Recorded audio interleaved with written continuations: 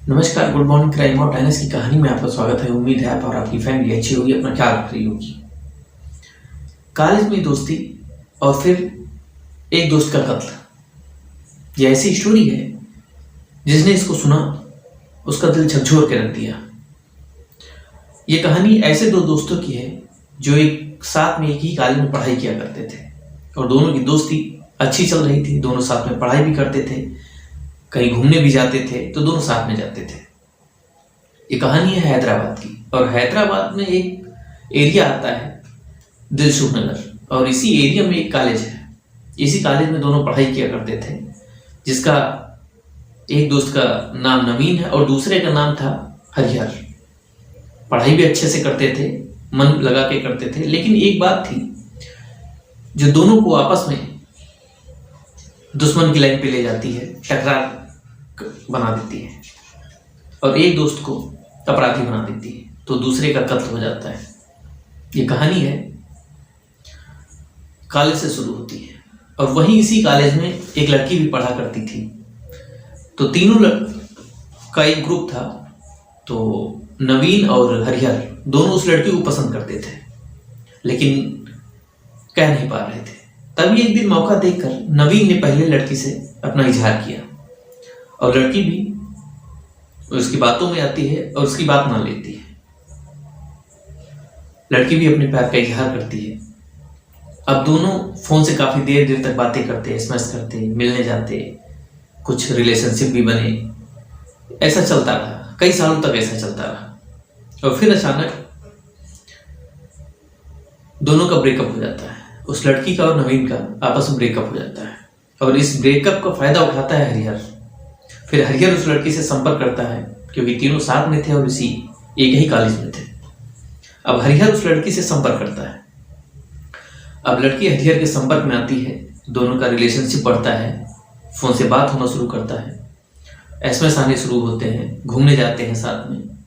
लेकिन ब्रेकअप के बाद भी नवीन का उस लड़की से फोन करना, मैसेज करना ये बराबर चल रहा था और यही बात थी जो हरिहर को चबोट रही थी और ये बिल्कुल उसे पसंद नहीं आ रहा था। समय बीत रहा था, लगभग 3 महीने हो गए थे। हालांकि हरिहर ने कई बार नवीन को समझाने की कोशिश भी की कि वो ऐसा ना करे। उसकी दोस्ती जब थी, अब उसकी दोस्ती नहीं रही। अब वो फोन करना, मैसेज करना बंद कर दे। लेकिन ये बात नवीन को नहीं समझ आ रही थी और हरिहर का इसी बात को लेकर हरिहर काफी नाराज चल रहा था। फिर अचानक एक दिन दोनों का किसी बात में झगड़ा होता है और झगड़ा यहाँ तक बढ़ जाता है कि दोनों मारपीट की नौबत आ जाती है। दोनों आपस में मारपीट भी करते हैं। हालांकि फिर उस दिन, जिस दिन ये पहली मारपीट हुई, उस दिन तो मामला सुलझ जाता है और दोनों अपने घर चले जाते हैं। फिर दोनों कुछ दिन बाद आपस में बात करना शुरू करते हैं क्योंकि हरिहर नाराज था क्योंकि नवीन जिससे पहले फ्रेंडशिप थी उससे ब्रेकअप भी हो चुका था, लेकिन उसके बावजूद भी वो फोन करता था, मैसेज करता था, परेशान करता था और इसी के चलते हरिहर काफी परेशान था। फिर हरिहर ने एक दिन नवीन को पार्टी देने के लिए बात कही और पार्टी देने के लिए बुलाया। नवीन भी पहुंचा क्योंकि उसका दोनों आपस में मित्र थे। नवीन भी पहुंचा और दोनों ने मिलकर एक जगह बैठ के शराब पी। शराब पी तो दोनों का आपस में उसी बात को लेकर, उसी लड़की की बात को लेकर झगड़ा हो गया। झगड़ा बढ़ता गया क्योंकि दोनों नशे में थे। फिर हरिहर ने नवीन के साथ मारपीट की और नवीन का गला दबा दिया। ये मामला था 17 फरवरी का। 17 फरवरी की रात दोनों ने बैठ के शराब पी थी और हरिहर ने नवीन का गला दबा दिया जिससे उसकी मौत हो गई। अब गला दबाने के बाद हरिहर पहले नवीन का प्राइवेट पार्ट काटता है, सीना चीर के उसका दिल निकालता है, उंगलियां काटता है और फिर गला भी रेत देता है। ये कहानी थी हरिहर की, जो हरिहर ने नवीन के ऊपर अपना गुस्सा निकाला और उसकी मौत कर दी थी। अब हत्या करने के बाद हरिहर ने उस नवीन के शव को कई तरीके से डैमेज किया था और वो अपना मोबाइल निकालता है, फोटो खींचता है और वही फोटो व्हाट्सएप के जरिए उस लड़के को भेजता है। लड़की देखती है, डर जाती, काफी परेशान हो जाती है। अब इधर हरिहर भी परेशान क्योंकि उसने कत्ल किया था, वो भी अपने एक दोस्त का।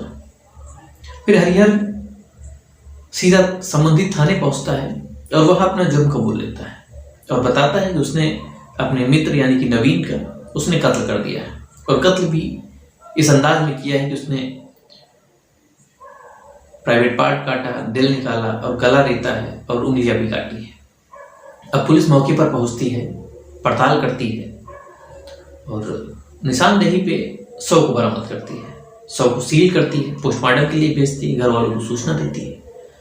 फिर नवीन को पोस्टमार्टम के लिए भेजती है, घर वालों को सूचना देती है।